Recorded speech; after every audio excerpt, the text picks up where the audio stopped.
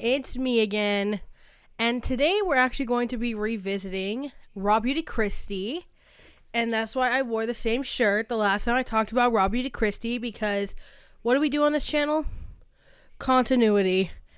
Also, if you hear Sam Cedar's sweet symphony voice in the background, it's because my man is scrubbing the shower and he's listening to the Majority Report really loud. But I'm not gonna tell him to cut it out because he's scrubbing the shower. Okay, so I'm not those millionaire influencer types who have the maids cleaning the house. Okay, please. By the way, before we really get into the video, links, source, and way to support the channel all down below, including Amazon wishlist or something. I think Patreon and YouTube members who I love. Also, thank you to my current members and patrons. Names on the screen. And let's get into the parts of the video today. There are 3 parts. Part 1, we're going to TLDR Raw Beauty Kristi, just on what had happened before. Part 2, we're going to talk about the 2 videos that kind of sparked this, Peter Mon's conversation around it, what I'm thinking. And then part 3, we're going to talk about the sort of nature of why these conversations have occurred. We're going to talk about a little bit of philosophy with the meaning of life of Aristotle and stuff from this book here. We're going to come back to our roots. And yeah, and I'm just kind of off the cuff a little bit today because I feel like it, and you can literally, no, I really don't care. Anyway, let's get right into the news. Part 1, TLDR on Raw Beauty Kristi. So, Raw Beauty Kristi is a makeup influencer who has been uploading on the platform consistently for the past 13 years. She is currently 37 years old, meaning that she started uploading at the ripe age of 24, which is how old I am now. And Raw Beauty Kristi came under fire last year for admitting to looking into homeschooling via this evangelical homeschooling co-op for her son, who is turning 5 years old in December of this year, if I recall correctly. In this as well, we were talking about a lot of different things in that video. A lot of people like me came for Kristi, who was somebody who was considered to be a very real, raw influencer, somebody who was relatable, and somebody that people kind of generally liked a lot more than the Manny MUA, Jeffree Star, James Charles types. Why I was coming for Raw Beauty Kristi was because of a couple of different things. For one, there were sentiments posted on Facebook that had Kristi in them or her son in them that were related to anti-LGBTQIA+ organizations. And I'm going to give smoke to anybody who's bigoted for any reason. I have done it with people that I used to watch in the past, such as Jimmy Snow, Ethan Klein. I've talked about, I used to watch Shane Dawson and Jeffree. Like, I've watched a lot of these people, okay? And when they're doing bigoted stuff, I came with the smoke. Whether I got the smoke back or not, here we are. As well, with the homeschooling co-op, I looked into what the practices were, and it was this sort of unschooling, structuring, unmonitored, not well managed. It seemed like there were grammar errors in the advertising website, like the kind of summary for it. It seemed like it was poorly structured, and I went into my understanding and expertise as an educator, talking about how these crucial points of literacy, retention, memory, like language retention and processing, acquisition, things like a child's play in proportion to their academic curricula and how it's managed are really crucial things for a child's development, and that these sort of unschooling co-ops that seem to mostly just prey on the beliefs of the parents in this a sort of selfish desire that some people may have to kind of continue a legacy. It seems to prey more so on that than the intention of a safe education for children. In that video, I also sort of didn't acknowledge things that might have been ideal. This is just because I'm not American, to keep it for real, because there's things like there's a fear of violence in schools, a particular sort of violence that's unique to the United States, fill in the blank for that. And then also there were comments being made about not knowing necessarily like how the child's doing and what their anxiety is and all those different types of things when I kind of came for homeschooling. I'm going to say that I still stand by wholeheartedly that I think that co-op was a bad idea. I think it was irresponsible, and I think it preys on beliefs of parents over the education of children. Some people try to say things like, I was setting unrealistic expectations of what teachers actually do, as if I don't have experience working as a teacher in schools under other teachers and then also designing curriculum on my own. We're going to have to kind of come back to that as a concept maybe another day. I've made videos on this before. We'll get into the conversations around questioning those types of things actually when we get into kind of the third part, my feelings about things that Kristi was saying and stuff like that. As well, people are coming for Kristi because she would not acknowledge her kind of still following and seemingly underlying support for James Charles, who had been accused with proof in some circumstances of inappropriate contact with minors, inappropriate sexual contact with minors. Something that was accused of him in 2019 in Dramageddon, which will be in the playlist that this video is in, the Beauty Guru drama stuff. So with that, all those things kind of coming to a boiling point, Peter Monn came out with a ton of videos being like, what is happening? And there was a giant thread on the Beauty Guru Reddit that outlined all of these things that Kristi had said and also showing what is he drilling. Anyway, also showing the sort of decline in her beliefs and very strong shifts in her beliefs after becoming a mother, and how a lot of her anxiety created this boiling point of how she was feeling and how she was carrying herself, kind of resulted in a very strong shift in universal support for Raw Beauty Kristi. Also, she had been uploading much less since becoming a mother, and it focused more so on things like homesteading content, which was not something that a lot of the, at this time, 1.08 million subscribers had signed up for. With this, let's get into part 2, the videos that Kristi has put out as of late.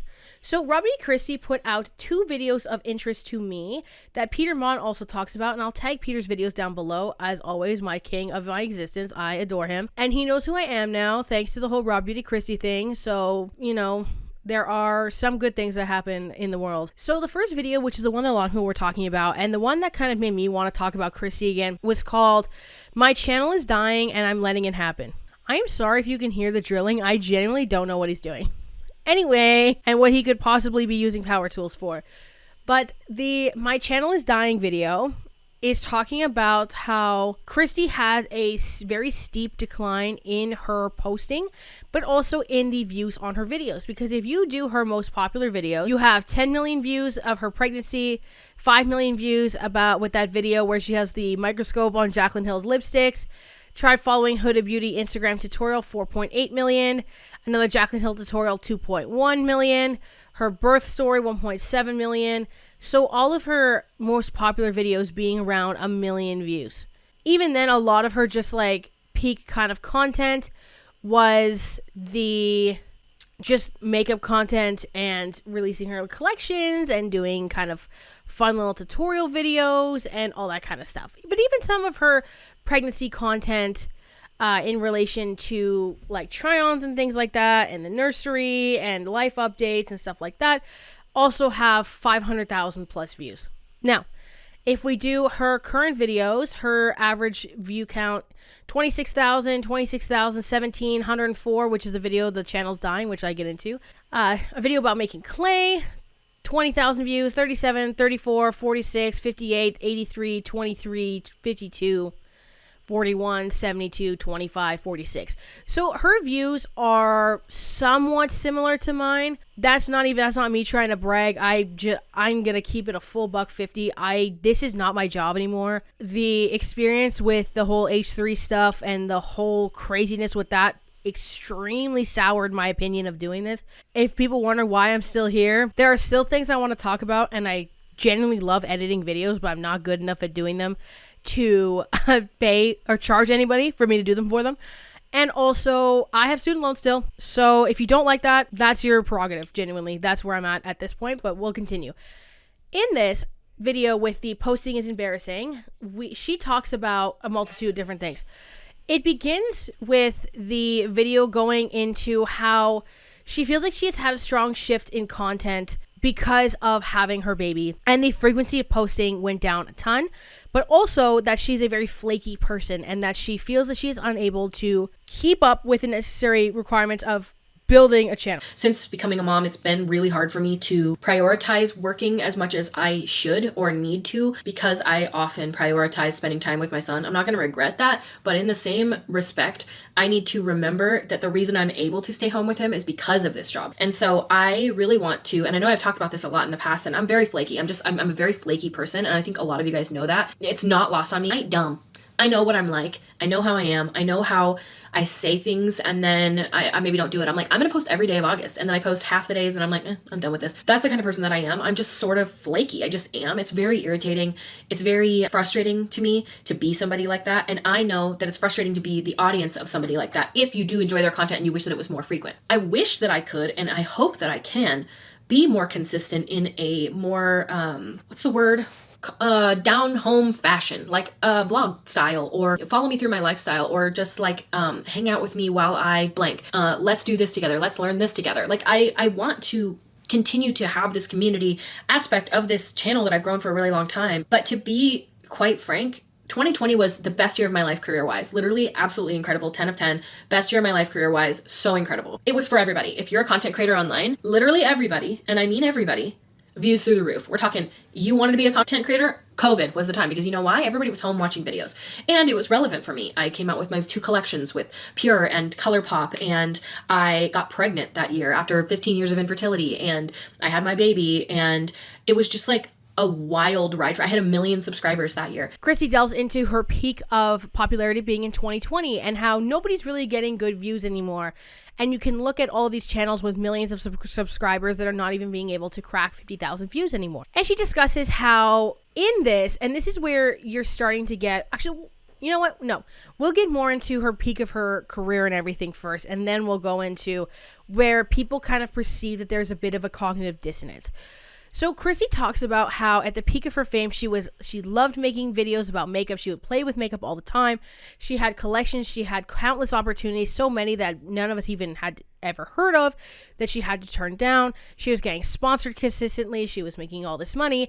And then she thought that her fame would kind of extend beyond just the year of 2020 when it boomed. And she thought she had at least 5 to 10 years left, acknowledging that the career is fleeting. The problem is that the concept of the career being fleeting depends on a person's ability to kind of keep up the discourse and conversations in relation to the content that they're making. And with Kristi, when you stop uploading content, and then when you do come back with content, it's you promising content and then not doing it, and then also just kind of discussing like how your mental health is declining or how being a mother is really difficult. It's just not something overlapping with the audience that you have, but it's also a lot of them feeling like that there's a deep set dread with doing this, and there's a strong fear of doing this, and that this might not be something that's healthy for you or your family or anybody involved.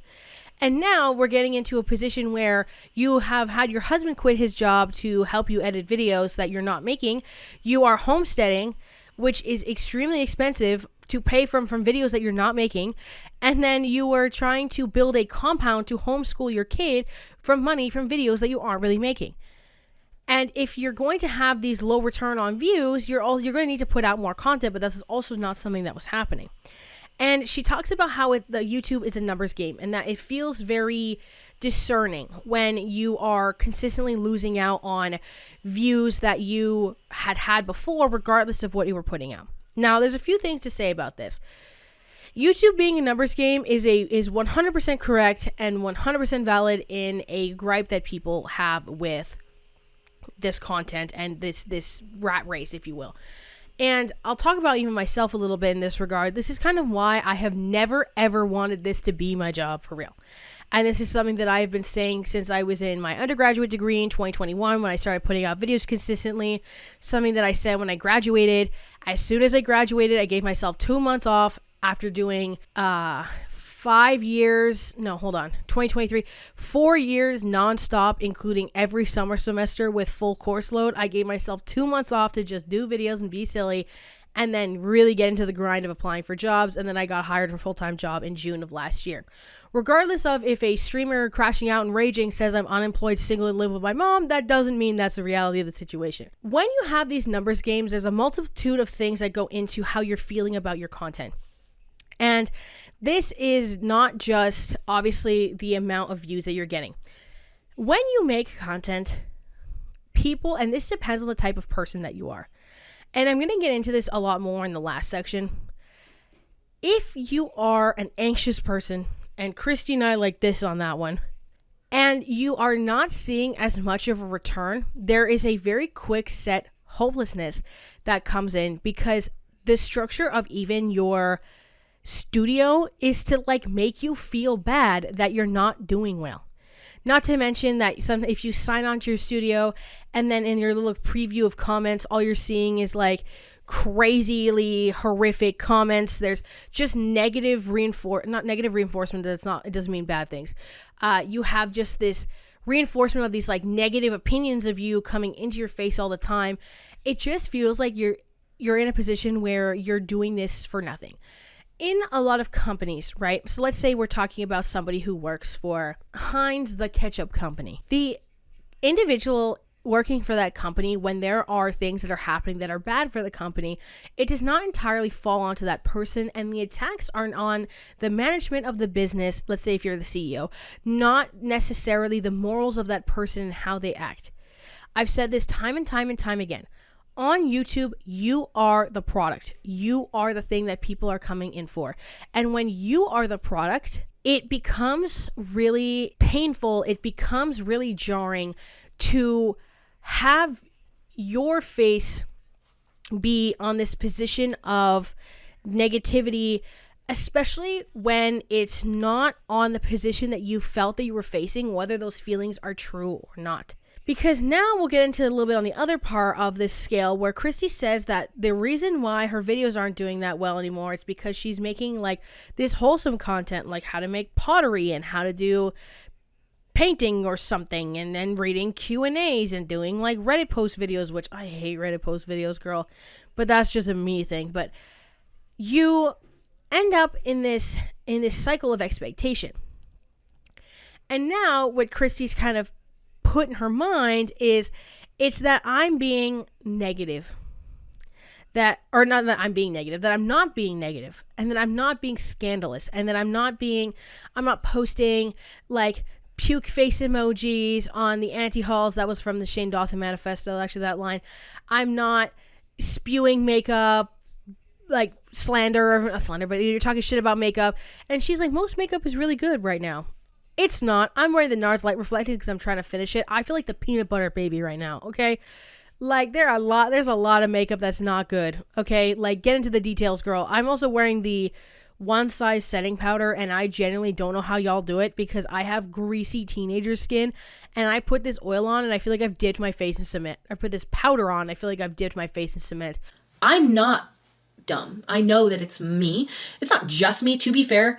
I look through everybody's views, and they're alarming on YouTube. They're alarming. I mean, look across your subscription feed. Unless it's like somebody absolutely shitting on a new TikTok trend. Oh, the worst mom on TikTok. This is why you have cellulite. Overconsumption core, underconsumption core. Like, if you take a big topic and you kind of react to content and you sort of, it can't be positive, to be fair. I've been doing this for a long time. The negativity gets the views. We all know it. Every single content creator knows it. Every single person knows it. But if you say, I'm not doing that, you're penalized. You're penalized in a way. And it's not that you're just penalized in like YouTube won't push you out. The viewership just isn't there. You know what I'm saying? And because I've shifted a lot, because I went from like a makeup content creator who made like funny content to like a pottery content creator who's, I'm not that funny. Like I can be fucking funny. That person is still there. I'm actually still exactly who I was. I just have the kind of things that I want to talk about are not lipstick drama. The type of things that I want to talk about are not eyeshadow palettes. Dude, does it fucking suck? Like I don't think they suck anymore. Eyeshadow palettes are mostly good now. Makeup has improved exponentially in the last 10 years that I've been doing, 12 years, 13 years that I've been doing YouTube. Makeup doesn't suck anymore. It's not that I don't enjoy makeup. I love makeup. I love the way that I look right now. I think I look so pretty. Makeup allows me to feel the way about myself that I feel about myself on the inside. Like, I'm able to express that on the outside, the way I feel on the inside. Like cute little fairies, cute little freckles. Like, none of this is real. These freckles aren't my real freckles. This eyeshadow on my eyes is the palette I literally created. One of my shades fell out because this was like an old palette that I was using as a sample. But like, I made this, and I am like pukingly grateful that this is even a reality of mine. But having that be my past, and then having my future be uncertain because I've shifted, and to post and to just see what I was and then to see what I am, I'm doing the thing you don't do, and I'm saying it's embarrassing, and it's like it's shocking. Like I sometimes look at myself, and I've had to mourn that is over. I'm done, and that side of me, that person, that career, that person is over. Kristi is saying that because she's not making this negative drama content, that's why people aren't watching her. I want to say that if we look up, for example, another little bestie of Raw Beauty Kristi's, Manny Mua, as Peter Mon calls him. Now, if we look at Mr. Manny Mua, Manny is getting 54,000, 97,000, 134, 107, 98, 160, 133, 97, 97, 1. So he's getting better views than Raw Beauty Kristi by a lot. But if we look at Manny's most popular videos, 7 million, 6.5 million, 6 million, 5.3 million, 5.2 million, 5.1 million, 5.1 million, 4.9 million, 4.4 million, 4 million, 4 million, 3.8 million, he was able to consistently pull 3 million plus views on tons and tons and tons of videos. Manny is still recycling a very similar formula. There is the face vibe. There is little comments about, the makeup being bad or feeling or the shocked face, and is it really worth your money? And a lot of those ploys that kind of imply a bit of negativity. And he's still not pulling the views that Raw Beauty Kristi is implying would come with that sort of behavior. And I think the only reason why Manny is pulling consistently much better views than Raw Beauty Kristi, because even 2 years ago, he was at 500,000 consistently. So that's neither here nor there on that. But anyway, it is just because he uploads consistently. Because genuinely, that is half the battle. The reason why Raw Beauty Kristi is tanking this much is not because she's not making negative videos. It's because her person that she was selling was dependent on her being this honest, forthcoming, drama-free, silly, tee-hee, ha-ha, makeup-loving person who tells it how it is without just being a hater the whole time. Okay? So when you're presenting yourself in this way that's disingenuous, and it comes out that you notice the drama with the anti-LGBTQIA plus stuff and the way that people were perceiving you, and then also responding to how Peter Mon was putting out a ton of videos being like, why do you still follow James Charles? Like, what's going on? And you just dodge it and do nothing and expect nothing and won't give up on it, then what do you think is going to happen? Because there are two pathways to this, genuinely. And this is something that I've always said too. If I ever had something come out where somebody tries to lie about me on this really big scale, or something really, really crazy happens, I'm just going to hang it up. Because something that I've learned too, especially when the TikTok ban was looming over the US and a bunch of people were essentially having funerals for their TikTok page, thanking everyone who ever supported them and talking about how much it means to them and talking about all this stuff, and I just didn't feel the same way. That is when I knew that my mindset had shifted really dramatically and that this wasn't a healthy thing for me to consistently partake in anymore. And I think when there is really this idea that people on this platform just don't know how to quit, but also obviously it's Kristi's choice to not quit, but it was also Kristi's choice to set her life up so specifically to depend on it, and then when a career affecting negative action happens, to not do anything about it, that will lead to your views tanking, and that will lead to there being issues, and that is not the fault of the audience's response to that. I watched the My Channel is Dying video, and when she talks about how she won't make these negative reviews, and the makeup's all good now anyway, so I don't know what people are talking about, I just knew that I'm not going to acknowledge what has happened to me on a deep fundamental level, and instead push the blame elsewhere. And that seems to be what Hannah Needs to Yell's video is about. I'm going to watch that probably when I'm editing. I have not seen it yet, but I'm still going to tag it in the description because my friend texted me that video and said, you should talk about this. I had already wanted to talk about this. So just because it's in the same universe, I'm going to tag it because I like to help a girl out for real.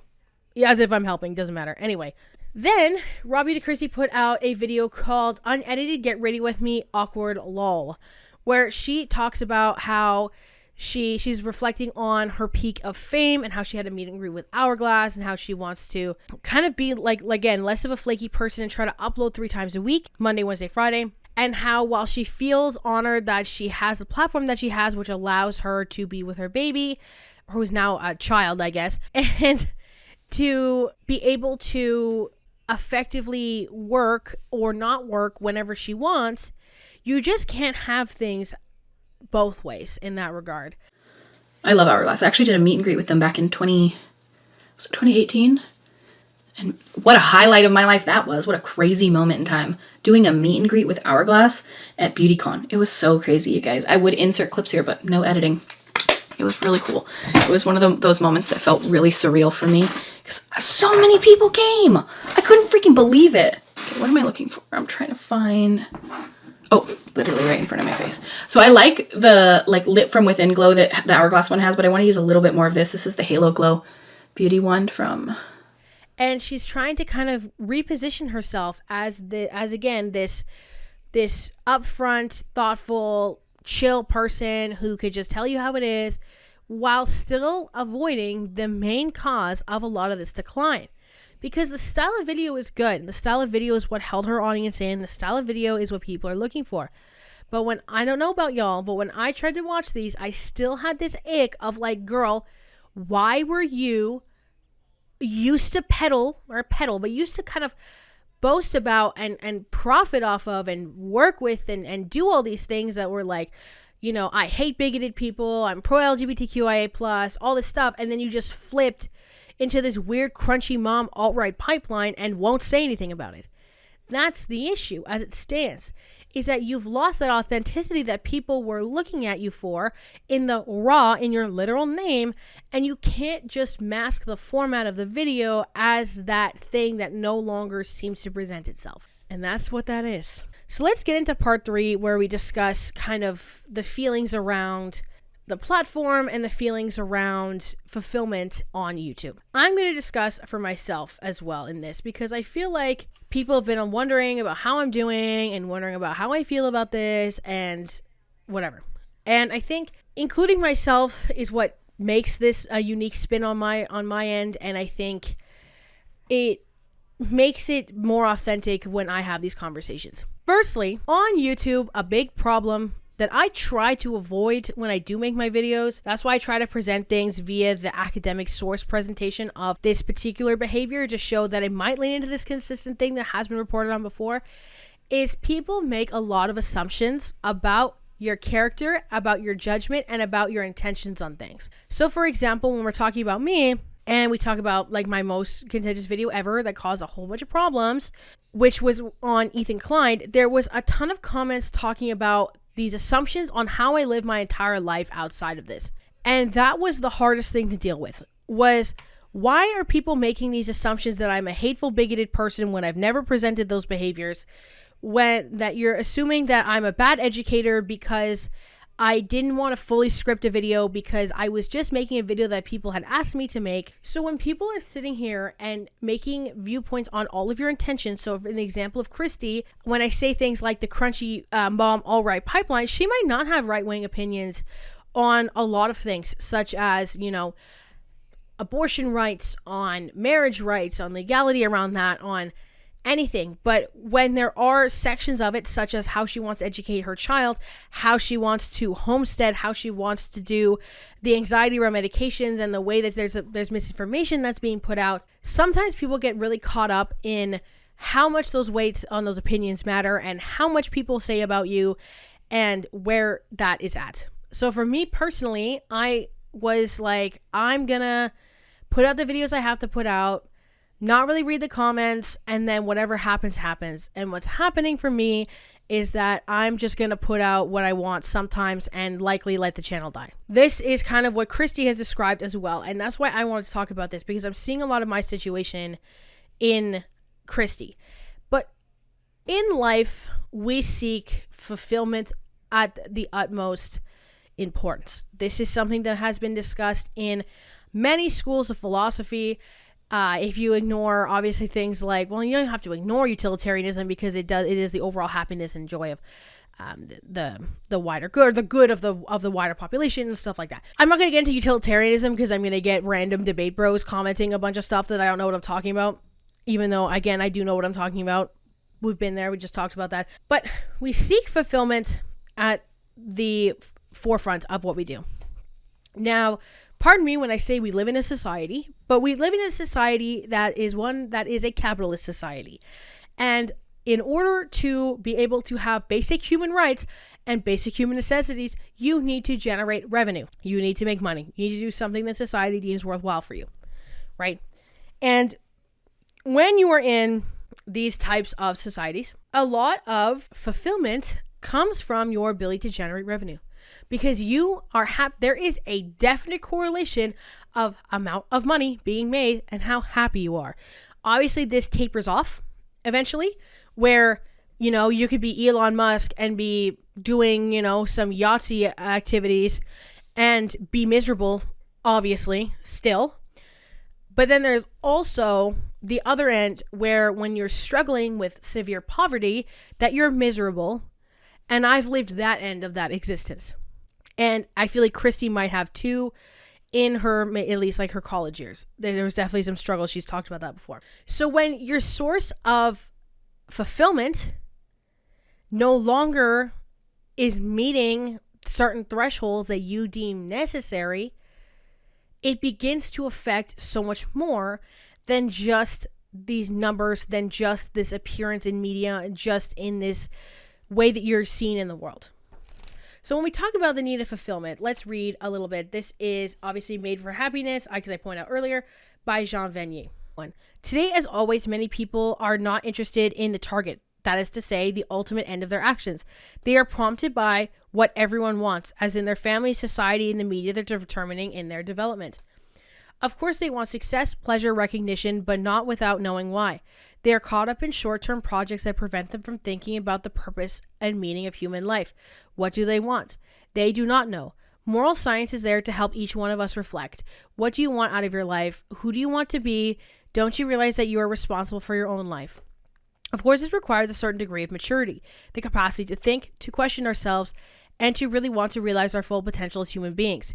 As far as Aristotle is concerned, therefore, not just anyone can study moral science.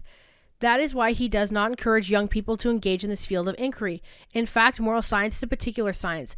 It culminates in a concrete choice of life. For Aristotle, a system of ethics that remained exclusively in the realms of abstract would not be truly ethical approach. To undertake such study, therefore, we must have a desire to opt for the real good, the chief good. This requires maturity. The desire in itself is not enough. A certain experience of life is also necessary, and in the case of many young people, this is obscured by desires and passions. Hence, a young man is not a proper hearer of lectures of political science, for he is inexperienced in his actions that occur in life. But its discussions start from these and are about these, and further, since he tends to follow his passions, his study will be vain and unprofitable, because at the end aimed at his knowledge, not a knowledge but of action. So again, when you're perceiving your whole life around this income generating work that is based on public perception and based on viewpoints around you and based on a lot of these superficial things, and your end goal is not a fulfillment but of this constant chase for something, this chase of your old fame, there is just going to be a general lack of dissatisfaction. And a lot of these things can be kind of viewed obvious up front, but not when you're experiencing them. And in my case, again, when I talk about my feelings around these types of things and how this might be dissatisfactory for a lot of people, I have had hours and hours and hours of conversations about what I want to do in my real life with this platform and how I feel about everything. And the thing I always say is, I don't like an inauthentic version of myself being so widely perceived, and something that is deemed as or where I'm viewed as this person with deeply negative intentions that were never there. And I think with Kristi, there were not a lot of negative intentions, but rather ignorant intentions that were not necessarily intentionally aimed at harm. And that's why there's so much hurt clearly kind of displayed in the way that this content is coming across. And this satisfaction that she has. Now, there could be a lot of people that are saying I'm just projecting when I'm talking in this video, and that could be true. I just feel like I'm seeing a lot of things in the way that Kristi is presenting herself. And when that's, again, why I said I never want to depend on something like this, because that in the description that I was just reading is acting on action and not at an end goal, right? That's acting on, you're not being targeted. You're not being intentional when you know that something like this can hurt you so deeply. I remember watching this Smoky Glow video when she was talking about how the YouTubers that never came back. And I'm going to insert the clip now, and I'm going to voice over me freshly watching it, because I think that I want a fresh view before I insert my opinion on that. Essentially, it was talking about how there's a lot of anxiety around the sort of rat race vibe, and some people just really don't like the pressure. And what's interesting is that is seen by audiences as a bad thing, but it is a very unique experience to make content and exist online. You were not made to have tens, hundreds to millions of people, hundreds of thousands to millions of people perceive you and be able to directly interact with that perception of you where you are seeing it. And that could lead to a lot of dark places for a lot of people, and not everyone is just capable of brushing that off. And I think something that I dislike is that on the platform that is seen as a weakness, while personally I view putting your whole person into this, your heart and soul into this, where it could be something that is so superficial, who are the big tough debate and argument and how you have to be on top. That to me is something that I would never want to do and never want to be and never want to work towards, because to me that feels superficial. But it's to each their own on those types of things. But knowing where you stand, knowing your relationship with something, and knowing where you can go further is of the utmost importance. But Kristi has just seemed to have fallen lost to that. I think that's just a really interesting thing to talk about, because we talk a lot on this channel and just in general about YouTubers who have been canceled because they've done something wrong or bad. But sometimes we don't talk enough about how sometimes the content just doesn't hit.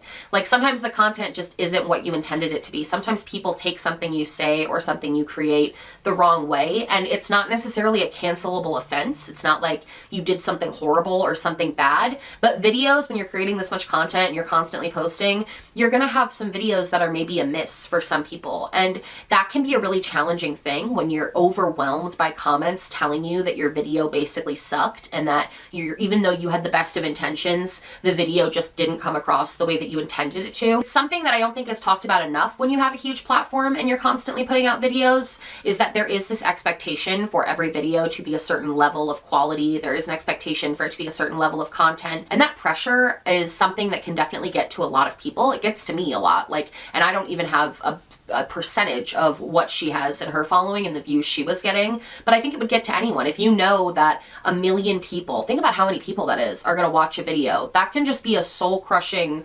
pressure that is so incredibly hard to overcome. A big reason that people end up leaving is because we don't actually know them despite what we think we know. And the pressure and the anxiety and the hate can sometimes just be too loud and too overwhelming. This job is not a normal job. It's not a normal thing. It's not normal for us to be seeing every person's thoughts on who we are based on what we post on the internet. It's not normal to have people know intimate details about your life because you feel like you have to share updates. The pressure that we put on YouTubers to perform and be exactly how we want them to be is definitely a leading contributor to why people would want to leave. And I think that kind of sucks, because we're losing out on all this amazing content and these really cool channels. I don't know. I hope this video was interesting. I'm really curious to know what you guys think. Why do you think people leave the platform, even though there's no reason for them to really leave? Or some other YouTubers that left that you really miss besides Jenna Marbles? I didn't put her in this video because technically she had some drama and that's why she left, but obviously Jenna Marbles is like one of the biggest ones. But I think that it's a really interesting, it's kind of an interesting phenomenon that happens, and I'm really curious to know your guys' thoughts on this. So with this conversation, it extends so much more beyond just if someone screws up or not. And I think with Raw Beauty Kristi, this descent was happening before the stuff around her kid and the stuff around the school, lack thereof, I guess, in this circumstance. But I think that's something that we want to kind of consider when we're thinking about the way that people interact with people online and the way that these videos are done. And I think obviously a lot of this conversation is made to look foolish when people like Jeffree Star will commit quite literally heinous crimes in Minecraft and then be like, I'm a changed person, or that wasn't my intention, or that's not how I wanted to come off that way. This is why particular terms and circumstances being weaponized by people who actually are doing wrong kind of doesn't allow for people who genuinely should be afforded the grace to be given such grace. And I think that was sort of happening with Kristi, I would say, prior to the stuff with the kids and the school, because I am not defending that by any stretch of the imagination. Like I said in the video too, like I don't think I'll ever be able to watch her again because I'm just thinking about the weird evangelical, like I don't want my kid to learn about gay people stuff. Like that's so crazy to me. If that's changed, I think too, it would be of benefit. She does mention that she actually wants to bring the kid to school and they're not building the compound anymore, but doesn't give much detail about what kind of education the kid's gonna get. And while of course like she doesn't owe that necessarily, when your biggest scandal is around platforming that as a concept and you want to get out of it, then that might be why you would want to mention it. But nonetheless, I think it is interesting to have these conversations about how sometimes it's intention that things can't be delivered in a way that you would like with the videos, and the shaping of the person and how those pressures can be hard for anybody. And it's not a formal job in that way. And again, what I was talking about before, when it links so deeply into your intentions and how you perceive the world, and people go so hard on stuff that they have no concept about because they have the anonymity of the comment section or the threads or whatever it may be. So just, you know, things to think about. And I remember I was watching this video. I think I swear to God I watched this like the day after the H3 stream, I want to say, and I was like, oh my God, Queen is spitting so bad right now. Like, this is exactly how I feel. So that was definitely interesting anyway. Now, if we read again, I want to talk about pleasure as well, because I just think Kristi is somebody who wants to have the most, the main goal is just the most joyful, like, that's what I'm saying. It's like, I don't think Kristi had bad intentions. I think she just had ignorant ones. And that could be me being too lenient, maybe not based enough. But again, I'm just kind of yapping in this video. The man who does not rejoice in noble actions is not even good, since no one would call a man who just did not enjoy acting justly. Here, Aristotle is underlying a profoundly human truth that today's psychiatry and psychology would endorse. Very little of our behavior is separable from the pursuit of pleasure, even the quest for moral purity, the satisfaction of being virtuous, of finally mastering oneself, of less subtly of being better than others is a form of pleasure. This is a law of the human psyche. Aristotle, in his own day and his own terms, recognized the fact and was not afraid to integrate pleasure into an ethical approach. If pleasure does not sustain morality, neither does it attach itself to happiness like some artificial adornment. It is not sprinkled over a moral act to guarantee it a certain spice. Happiness and pleasure are intrinsically linked. Pleasure has a direct effect on the quality of the activity, the vital activity that is the heart of happiness.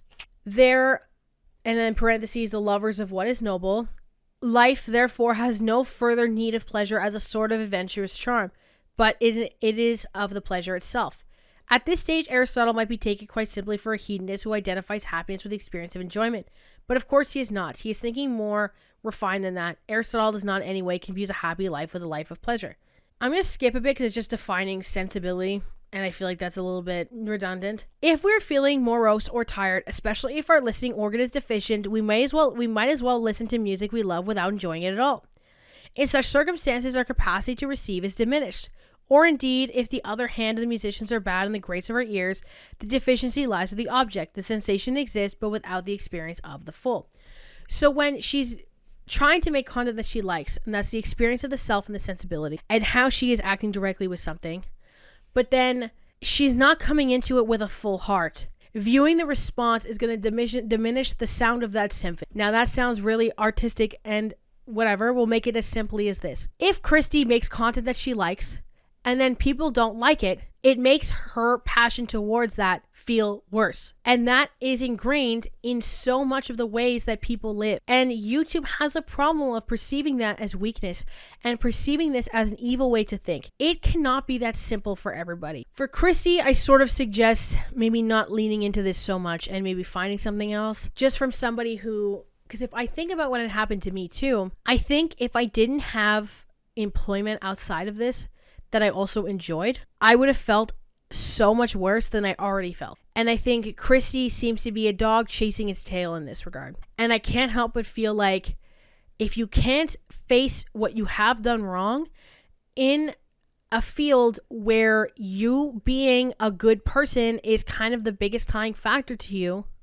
and then you also can't have wholehearted enjoyment in just your passions as they exist, that is why your channel is dying. And I think that is the deep entrenched issue with everything that's happened. But with that, I'm going to conclude. Lake Source Way Support Channel, Gus is Snoring, all down below. Thank you again to my current members and patrons. Thank you to Peter Mon for existing because the videos on this were really insightful and I enjoyed them. I hope you liked my philosophy yapping. Shout out to Robbie to Kristi's existence, I guess. I hope y'all have a wonderful day and I'll see you when I see you. Bye. Mom, I did it. I'm a millionaire at 21. I'm not impressed. Chief Keef made love to 17 years old. No. Chief Keef made love Sosa at 17 Yes, years Mom.